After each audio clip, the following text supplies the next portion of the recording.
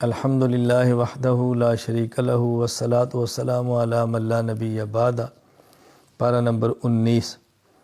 اللہ تعالیٰ نے قرآن کریم کو اکٹھا نازل نہیں فرمایا جیسے پہلی کتابیں تھیں، بلکہ تھوڑا تھوڑا کر کے اتارا، 23 سالوں میں مکمل کیا۔ اسے کہتے ہیں تدریجاً نازل کیا۔ تو اللہ تعالیٰ حکمت بیان فرمائی ہے، لِنُثَبِّتَ بِهِ فُؤَادَكَ وَرَتَّلْنَاهُ تَرْتِيلًا، کہ قرآن کریم تھوڑا تھوڑا کیوں اتارا ہے؟ اللہ اکبر۔ حفظ کرنا آسان ہے، سمجھنا آسان ہے، احکام کا ضبط کرنا آسان ہے، عمل کرنا آسان ہے۔ اللہ تعالیٰ فرماتے ہیں کہ ہم نے تھوڑا تھوڑا اتارا ہے، ہم اس سے آپ کا دل پختہ کرتے ہیں، مضبوط کرتے ہیں، اور قرآن کریم کو ترتیل کے ساتھ آپ کے سامنے، تاکہ اس طرح ترتیل کے ساتھ آپ اس کو ادا کریں۔ تھوڑا تھوڑا دیا، اس میں ذرا آسانی رہتی ہے۔ بھیا کو سارا اکٹھا دے دیں تو اس کو پڑھنے میں دقت پیش آتی ہے، عادی بنایا ہے۔ تو اللہ تعالیٰ نے حکمت بیان فرمائی ہے قرآن کریم کو تھوڑا تھوڑا نازل فرمانے کی۔ اللہ تعالیٰ نے فرمایا کہ دیکھو میرے پیغمبر یہ آپ سے مطالبہ کرتے ہیں، پہلے بھی قومیں پہلے قومیں بھی انبیاء علیہ السلام سے مطالبہ کرتی تھی، کوئی نئی بات تو ہے نہیں۔ اللہ تعالیٰ اپنے نبی کو تسلی عطا فرمائی ہے، وَلَا يَأْتُونَكَ بِمَثَلٍ إِلَّا جِئْنَاكَ بِالْحَقِّ وَأَحْسَنَ تَفْسِيرًا۔ میرے پیغمبر یہ آپ کے پاس کیا چیز لا سکتے ہیں؟ ہم جو دیتے ہیں آپ کو حق پیش کرتے ہیں، بہترین دیتے ہیں، اور پھر وضاحت بھی ہم کر دیتے ہیں، آپ کو الجھن ہی نہیں رہتی۔ اللہ تعالیٰ اپنے پیغمبر پاک صلی اللہ علیہ وسلم کو تسلیاں بھی دیتے ہیں، دل بھی مضبوط فرماتے ہیں، خود حوصلہ بڑھاتے ہیں اپنے نبی کا۔ سب سے اہم یہ کہ اللہ تعالیٰ نے پارہ نمبر 19 میں سورۃ الفرقان کے آخر میں عباد الرحمن جو اللہ کے بندے اس کی صفات بیان کی ہے۔ اللہ کے بندے کون ہیں؟ وعباد الرحمن الذین یمشون علی الارض ہونا۔ نمبر 1، یہ وہ لوگ ہیں جو تواضع اختیار کرتے ہیں، عاجزی اختیار کرتے ہیں، اکڑتے نہیں ہیں۔ اور یہ وہ لوگ ہیں جاہلوں سے اعراض کرتے ہیں، جو جاہل ہیں، ضدی ہیں، ان سے بحثیں نہیں کرتے، بس ان سے علیحدگی اختیار کر لیتے ہیں۔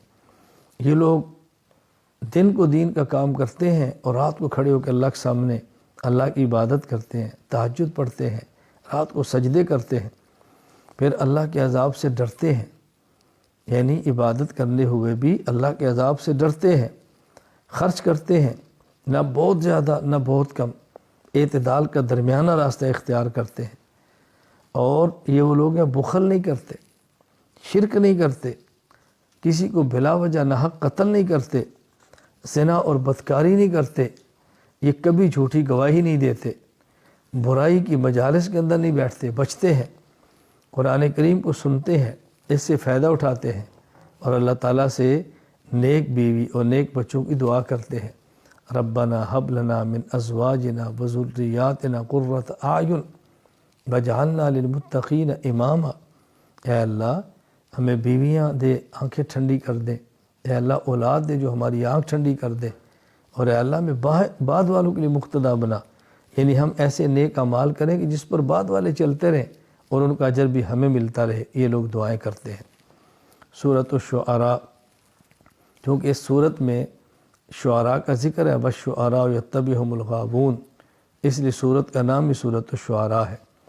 اللہ تعالیٰ نے اپنے پیغمبر کو فرمایا کہ اے پیغمبر آپ محنت کرتے ہیں، آپ فکر کرتے ہیں، آپ ان کے لیے کرتے ہیں، لیکن لعلک باخع نفسک الا یکونوا مؤمنین، اگر یہ لوگ ایمان نہ لائیں تو کیا ان کے ایمان نہ لانے کی وجہ سے آپ اپنے آپ کو ہلاک کر دیں گے؟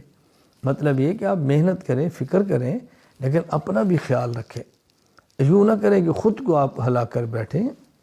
اللہ تعالیٰ اپنے پیغمبر کو کس طرح پیار، محبت، اللہ پر اظہار فرما رہے ہیں اللہ کریم۔ اللہ تعالیٰ نے انبیاء علیہ السلام کے یہاں قصے بیان فرمائے ہیں، ان سے معجزات بیان فرمائے ہیں، ان سے نکلنے والے نتائج کو بیان کیا ہے۔ اور اس صورت میں موسیٰ علیہ السلام کا ذکر ہے، حضرت ابراہیم علیہ السلام کا ذکر ہے، حضرت ہود کا ذکر ہے، حضرت صالح کا ذکر ہے، حضرت لوط کا ذکر ہے، حضرت شعیب کا ذکر ہے علیہ السلام۔ آخر میں اللہ تعالیٰ نے قرآن کریم کی حقانیت کو بیان فرمایا۔ کیسی پیاری بات فرمائی ہے، قرآن کریم کو نزل بہ الروح الامین، جبرائیل امین لے کر آئے، وَإِنَّ فِي زُبُرِ الْأَوَّلِينَ، اللہ اکبر، یہ قرآن ہے جس کا ذکر پہلی کتابوں کے اندر بھی ہے۔ رسول اکرم صلی اللہ علیہ وسلم کو اللہ فرماتے ہیں وَتَوَكَّلْ عَلَى الْعَزِيزِ الرَّحِيمِ الَّذِي يَرَاكَ حِينَ تَقُومُ وَتَقَلُّبَكَ فِي السَّاجِدِينَ، اے پیغمبر اس اللہ پر بھروسہ رکھیں، اللہ آپ کا چلنا پھرنا سجدے کرنا عبادات ہر چیز کو دیکھتے ہیں۔ اور غلط شعراء کی اللہ نے تردید فرمائی ہے کہ دیکھو جو وَالشُّعَرَاءُ يَتَّبِعُهُمُ الْغَاوُونَ أَلَمْ تَرَ أَنَّهُمْ فِي كُلِّ وَادٍ يَهِيمُونَ، یہ ہر قسم کی وادی کے اندر جاتے ہیں، گند اور ٹھیک ہر باتیں کہتے ہیں۔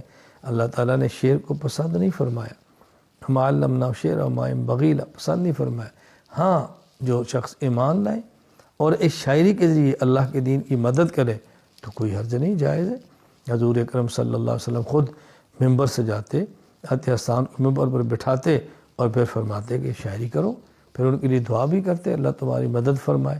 خیر، اچھے شعر کہنا دین کے لیے کہنا باعث اجر و ثواب ہے، اور وہ شاعری جس سے فحش اور بے حیائی پھیلے وہ باعث عذاب ہے، اس سے بچنا چاہیے۔ وآخر دعوانا ان الحمد للہ رب العالمین۔